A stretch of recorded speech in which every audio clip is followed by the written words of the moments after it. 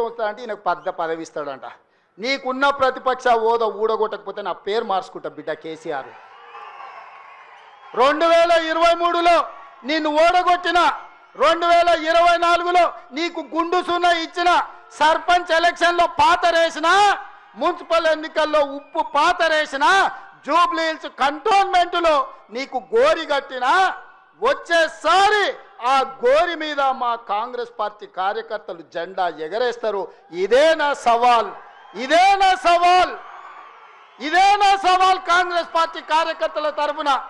చూసుకుందాం కేసీఆర్, నువ్వు నేను వచ్చే ఎన్నికల్లో నువ్వా నేనా, ప్రజా పాలన పాపాల భైరవుడా, మా కాంగ్రెస్ పార్టీ కార్యకర్తల లక్షలాది మంది 10 ఏళ్ళు కేసులు కట్టుకొని జైలుకు పోయి ప్రాణాలు వదిలి ఊపిరి బిగబట్టి జెండా మోసి అధికారంలోకి వస్తే పాపాల భైరవుడు రావాలి, ప్రజా పాలన పోవాలి అని మాట్లాడడానికి నీకు సిగ్గెట్లొచ్చిందని నేను అడుగుతున్నా మనిషిని.